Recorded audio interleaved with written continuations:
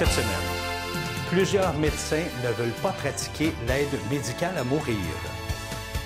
La nouvelle loi sur le travail des enfants entre en vigueur cette semaine et présence accrue de la SQ aux abords des écoles pour la rentrée.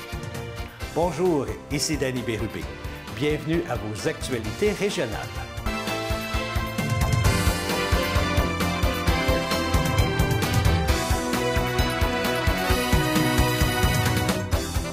Bonjour à vous. J'espère que vous passez une agréable semaine du 28 août 2023.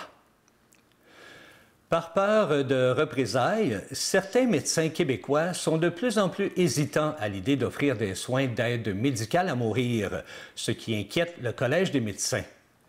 Cette préoccupation a été évoquée dans une lettre dont la presse canadienne a obtenu copie que le Collège des médecins prévoit d'envoyer à ses membres. Dans le document, le président du Collège des médecins, M. Maurice Gaudreau, explique que des médecins contactent régulièrement l'ordre professionnel pour faire part de leur inquiétude à prodiguer les différents soins de fin de vie. Dans certains cas, les médecins confient ne plus vouloir les pratiquer par crainte de représailles, ajoute-t-il, sans toutefois préciser la nature des représailles que craignent les médecins. La lettre de M. Gaudreau vient en réaction à une note de la Commission sur les soins de fin de vie qui a soutenu que l'aide médicale à mourir semble de moins en moins considérée une mesure de dernier recours. Le docteur Michel Bureau, qui dirige la Commission sur les soins de fin de vie, a récemment plaidé qu'un nombre croissant de cas d'aide médicale à mourir sont à la limite des conditions imposées par la loi. Il a aussi révélé une légère augmentation du nombre de procédures qui ne suivaient pas les règles en vigueur. M. Gaudreau, quant à lui, ne s'inquiète pas du fait qu'il y a un plus grand nombre de demandes d'aide médicale à mourir au Québec. Il souligne également que plus de 99 % des cas d'aide médicale à mourir sont administrés conformément aux exigences légales. C'est cette semaine qu'entre en vigueur la disposition de la nouvelle loi sur le travail des enfants. Cette nouvelle loi restreint le nombre d'heures de travail que peuvent effectuer les jeunes d'âge scolaire. Ainsi, à compter du 1er septembre, les jeunes qui sont obligés de fréquenter l'école pourront travailler jusqu'à 17 heures par semaine, dont un maximum de 10 heures du lundi au vendredi, rappelle la Commission des normes de l'équité, de la santé et de la sécurité du travail. Le ministre du Travail, Jean Boulet, avait fait adopter cette loi sur l'encadrement du travail des enfants le printemps dernier pour contrer l'augmentation des lésions professionnelles chez les jeunes travailleurs et afin de favoriser la persévérance scolaire. À noter que ces restrictions quant au nombre d'heures de travail ne s'appliquent pas durant les périodes où il n'y a pas d'école pendant plus de 7 jours, comme pendant les vacances d'été, la période des fêtes ou la semaine de relâche scolaire. Au cours des prochains jours, partout en province, des centaines de milliers d'élèves reprendront la route vers leur établissement scolaire. La présence d'autobus scolaires, de piétons, de cyclistes et de brigadiers augmentera nécessairement l'achalandage pour le réseau routier. Dans un but de prévention, du 28 août au 8 septembre prochain, les policiers de la Sûreté du Québec intensifieront leur intervention aux abords des écoles. Les usagers de la route sont invités à redoubler de prudence afin d'assurer une rentrée scolaire sécuritaire pour tous. Voici quelques règles à respecter. Respecter les limites de vitesse affichées. Dans une zone scolaire, l'amende est doublée si l'infraction est commise à l'intérieur de la période précisée sur le panneau de signalisation. Les usagers de la route, incluant les cyclistes, ont l'obligation de s'immobiliser à plus de 5 mètres à l'approche d'un autobus ou d'un minibus dont les feux rouges intermittents sont en marche ou dont le signal d'arrêt obligatoire est déployé. Lorsque la circulation est dirigée par un agent de la paix, un brigadier scolaire ou un signaleur chargé de diriger la circulation lors de travaux, toute personne doit, malgré une signalisation contraire, obéir à leurs ordres et signaux. Et finalement, Les conducteurs sont dans l'obligation de s'immobiliser à l'approche d'un passage piéton lorsqu'un piéton s'est engagé sur les bandes jaunes ou blanches ou qu'il a manifesté clairement son intention de le faire. Rappelons également l'importance du respect de la signalisation aux abords des écoles, particulièrement les zones réservées aux autobus, les zones où le stationnement est interdit et les zones de débarcadère. Plusieurs parents déposent leur enfant à l'école et ceux-ci doivent s'assurer de le faire à un endroit sécuritaire afin d'éviter les manœuvres imprudentes telles que le stationnement en double et les virages en U. Bonne rentrée scolaire. Un citoyen de Mandeville se plaint de la vitesse excessive sur le chemin du lac devant chez lui. Il a demandé à plusieurs reprises à la ville de réduire la vitesse de 80 km qu'on retrouve à la sortie de la ville sur une distance de 700 mètres seulement à 60 km/h afin que cette vitesse soit constante tout le tour du lac Mandeville. Le citoyen mentionne que plusieurs sorties de route ont eu lieu depuis les 30 derniers mois devant sa demeure et que ce secteur est dangereux à cause de la vitesse excessive. J'ai rencontré le citoyen en question et voici ce qu'il demande à la ville. Moi, la ville, je demande là, simplement qu'ils changent 2 pancartes dans le milieu de la côte à 60, qui montent où sont les pancartes à 80, puis qui enlèvent les pancartes de 80. Demain, ça va être 60 tout le tour du lac. Parce que là, ils descendent à 80, puis quand ils passent ici, c'est à 80, 85, 90 des fois. Puis c'est pas tout le monde qui roule à 60, tu sais.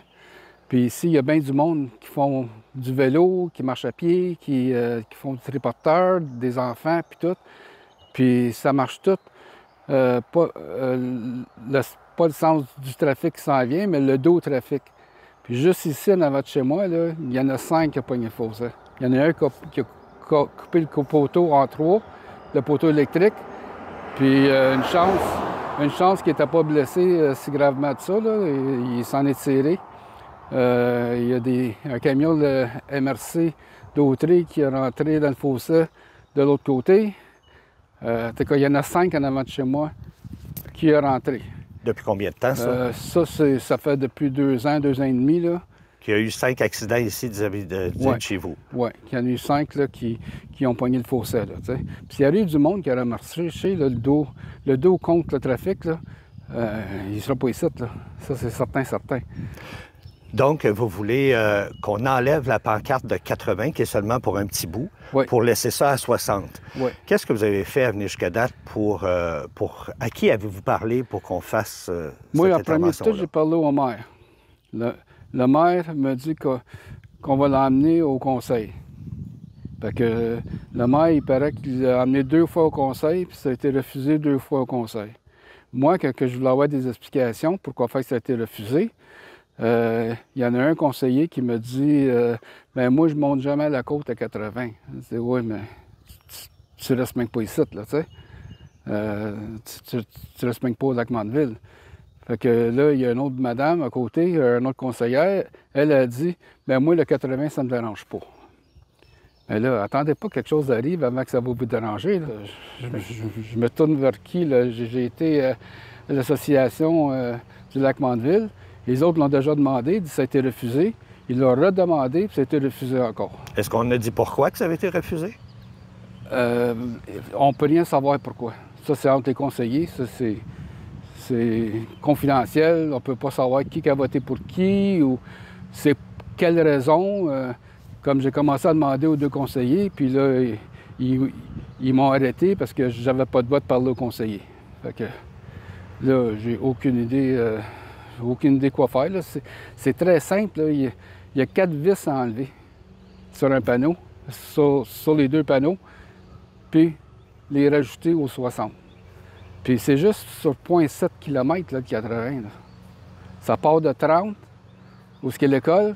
Après ça, au coin de rue, ça tombe à 50, puis il voit la pancarte de 80. Fait que tout de suite, là, il commence à accélérer. Rendu à pancarte, c'est déjà rendu à 80. Quand ils descendent la côte, ils sont rendus à 90. Puis là, ça flaire comme des vrais fous.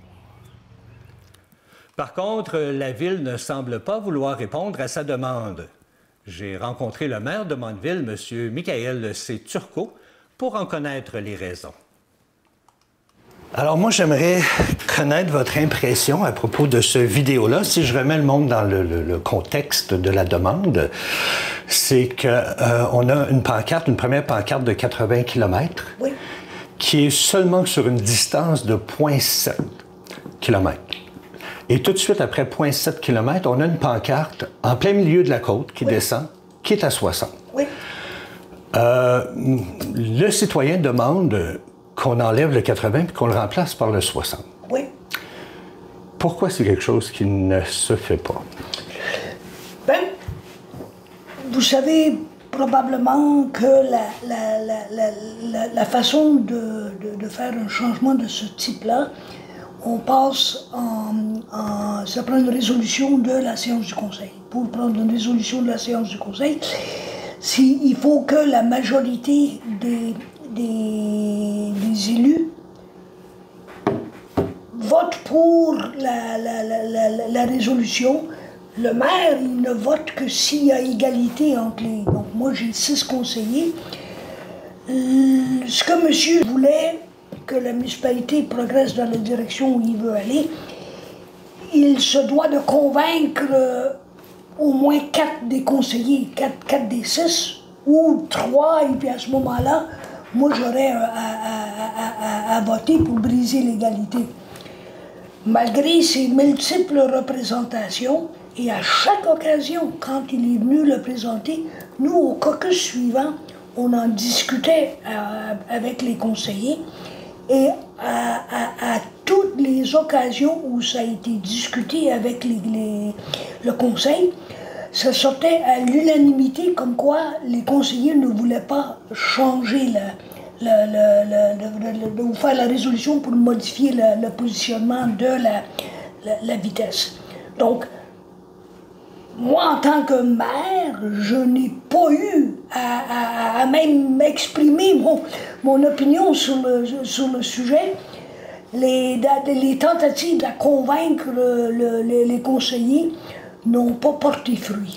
Mais vous comprenez que quand on se fait dire par un conseiller, moi, je respecte la limite qui est là, oui, puis qu'un autre dit, moi, je reste pas dans le coin, ça m'affecte pas. Oui. Je ne crois pas que c'est une bonne réponse de la part des gens qui s'occupent d'une communauté et qui s'occupent du bien-être de ses citoyens de répondre ainsi. Oui, je suis d'accord avec vous et c'était pas la réponse idéale aux citoyens, ça je vous le conseille. On a encore débattu à l'intérieur du caucus et la conclusion était unanime à chaque fois de ne pas vouloir le changer.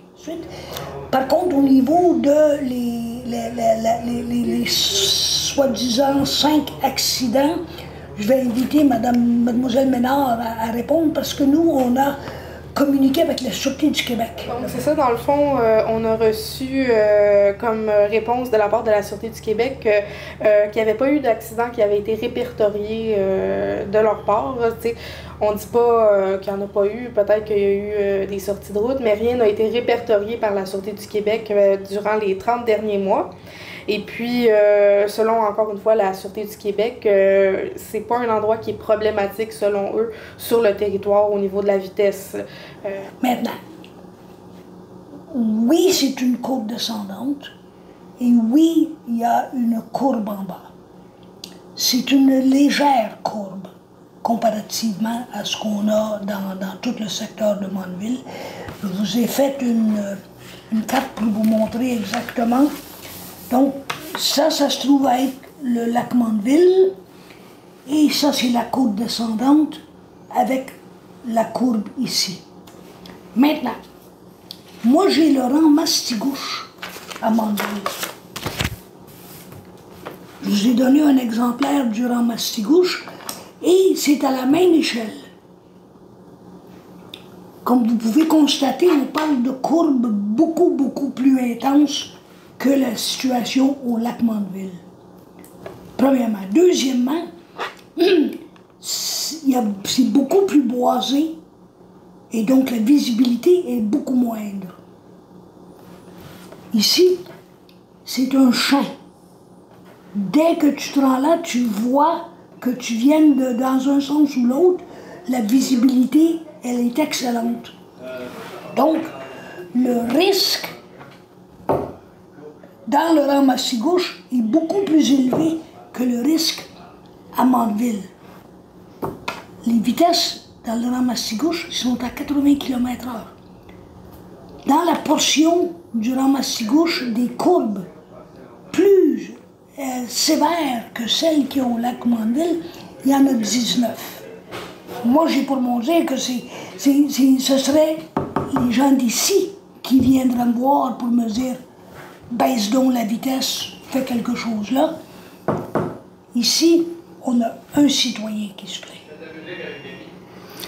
Donc, si je comprends bien, la Ville ne fera rien là, pour régler cette problématique-là selon le citoyen. On a un projet en cours qui est en partenariat avec la Société de l'assurance automobile du Québec pour faire de la sensibilisation au niveau de la vitesse, là.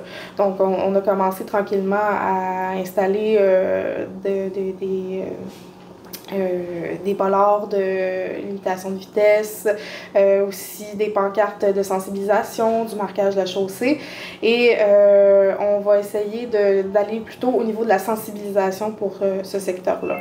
Parce que c'est sûr que, comme vous le disiez plus tôt, c'est pas tous les usagers de la route qui respectent la limite de vitesse, peu importe celle qui est inscrite. Donc, selon le conseil municipal, c'est pas l'approche qui est à prioriser, mais on aimerait ça plutôt aller vers la sensibilisation pour pouvoir aider le problème, et pas juste au niveau du lac Mandeville, mais sur tout le territoire de la municipalité de Mandeville. Lors de l'entrevue, le maire se dit ne pas être fermé à la réduction de vitesse, mais que si une nouvelle demande est faite, qu'elle sera beaucoup plus convaincante si elle est soutenue par un plus grand nombre de citoyens. Les vacances sont peut-être terminées pour bien des gens, mais il ne faut pas oublier ces centaines de personnes qui n'ont pas eu ce plaisir de partir en vacances à cause de la maladie. Ces gens qui attendent votre don de sang pour recouvrer la santé. Sous la présidence d'honneur du député fédéral de Joliette, M. Gabriel Sainte-Marie, Emma Québec vous invite à la clinique de sang qui aura lieu du 30 août au 1er septembre, ainsi que du 5 au 8 septembre aux Galeries Joliette. L'objectif de cette collecte est de convaincre 610 donneurs de relever leurs manches le temps d'un petit don de sang. Vous savez que la maladie peut frapper n'importe qui d'entre nous et qu'elle ne prend pas de vacances. On vous recommande de prendre rendez-vous avant de vous présenter en collecte et vous pouvez le faire facilement en ligne ou par téléphone. Également, avant de se présenter à une collecte, il est toujours possible de vérifier son admissibilité sur le site Internet ou auprès du service à la clientèle donneur. Emma Québec a pour mission de répondre avec efficience aux besoins de la population québécoise en sang et livre annuellement près de 800 000 produits biologiques d'origine humaine aux hôpitaux du Québec pour subvenir aux besoins des malades. La maladie d'Alzheimer est une maladie neurodégénérative progressive qui affecte des millions de personnes dans le monde. Elle se développe lentement et s'aggrave progressivement au fil des années, affectant la plupart des régions du cerveau. La mémoire, la pensée, le jugement, le langage, la personnalité et les mouvements peuvent tous être affectés par la maladie. La perte et le deuil sont des problèmes importants pour les personnes atteintes et leurs proches aidants. Les aidants peuvent souvent ressentir une perte continue et un chagrin subséquent en vivant les changements associés à la progression de la maladie. Et c'est normal lorsque vous vous souciez de quelqu'un atteint de la maladie d'Alzheimer. Il est également normal de se sentir coupable, abandonné et en colère. La maladie d'Alzheimer enlève progressivement la personne que vous connaissez et aimez. Eh bien, la Société Alzheimer Lanaudière offre des ateliers de formation pour les proches aidants. Ces ateliers, intitulés « Accompagner sans toutefois s'oublier », visent à permettre aux personnes proches aidantes en début de parcours et aussi à celles accompagnant déjà une personne atteinte de la maladie de s'outiller afin d'être bien préparées aux différentes étapes de la maladie ainsi qu'aux pertes et aux deuils qui y sont associés. Ces formations auront lieu au mois de septembre et 2 groupes sont prévus, soit 5 jours de fin de semaine ou 5 soirs qui restent à être déterminés. Pour vous inscrire, vous pouvez communiquer avec Mme Marilyn Bouchard au numéro affiché à l'écran. C'était la fête du côté de Saint-Norbert vendredi dernier avec la visite de la violoniste Angèle Dubeau et son ensemble La Pietà à l'espace culturel Jean-Pierre Ferland. Première fois en concert dans son village natal. Madame Dubeau se dit remplie d'amour pour cet endroit avec lequel elle a plein de souvenirs. Lors de ce concert, eh bien, sa mère, âgée de 93 ans, ainsi que certains de ses frères et sœurs étaient présents. Elle était de passage dans la région pour souligner le 175e anniversaire de Saint-Norbert. Et lors de ce spectacle, eh bien, la violoniste nous a proposé un voyage espace-temps avec les incontournables qui ont fait partie de la carrière de La Pietà. Elle nous a également réservé toute une surprise en la présence d'une jeune violoniste âgée seulement de 8 ans, Isa Kamnitzer, qui a étudié au Conservatoire de musique de Montréal. Pour les amoureux d'Angèle Dubeau, un 48e album sortira cet automne et sera dédié à Philippe Glass. La fête des vieux métiers de Saint-Damien revient en force pour une 4e édition le dimanche 3 septembre de 10h, oui, à 16h, ou le lendemain en cas de pluie. C'est quand même assez rare depuis 2 mois. Une trentaine d'artisans costumés, comme au début du 20e siècle, feront revivre sur la rue principale à Saint-Damien les techniques de travail de métiers traditionnels tels qu'ils étaient pratiqués au moment de la naissance du village. Les visiteurs d'ici et d'ailleurs s'émerveilleront devant l'élégance de ces objets simples qui se matérialiseront devant leurs yeux. Ils pourront ainsi prendre conscience de la richesse du savoir-faire patrimonial, comme du cirier, celui qui fabrique les chandelles, du cordonnier, de la potière, du fabricant de balais acadiens ou encore des flécheurs, oui, ces gens qui fabriquent des ceintures fléchées. Il y aura également beaucoup d'autres artisans qui seront sur place. Cette année, un kiosque tenu par des passionnés de l'histoire du village mettra en valeur la famille Grenache. Vous vous souvenez de cette famille qui a fabriqué et commercialisé à partir de Saint-Damien le fameux beurre de caramel qui a été, et je dirais même qui est encore, populaire sur les tables de déjeuner. L'entrée pour la fête des vieux métiers de Saint-Damien est libre et le stationnement gratuit se fait à l'église. Les visiteurs sont invités à apporter leur pique-nique et du blé d'Inde sera offert gratuitement. Alice Geoffroy, jeune artiste de 13 ans et résidente de la MRC de Joliette, fait partie de la distribution de la Mélodie du Bonheur, une mise en scène de Grégory Charles et qui est actuellement présentée à la salle Albert Rousseau de Québec. Alice interprète les rôles de Brigitta et Louisa, 2 enfants de la célèbre famille Von Trapp. Ses talents de chanteuse et danseuse et aussi comédienne sont mis à contribution pour ce spectacle. Pour obtenir ce rôle, elle a d'abord participé à 3 auditions pour finalement être sélectionnée parmi plus de 1500 enfants. Alice est la fille du musicien Serge Geoffroy, qui est directeur de l'école de musique et studio d'enregistrement les Studios 3, qui sont situés à Joliette et à Saint-Ambroise de Kildare. Interrogée au sujet de sa carrière, elle dit désirer poursuivre son périple professionnel à titre de comédienne et chanteuse principalement. Pour les intéressés, elle jouera Brigitta une dernière fois le 3 septembre à 15h à la salle Albert Rousseau et on peut également voir quelques-unes de ses performances sur YouTube et TikTok.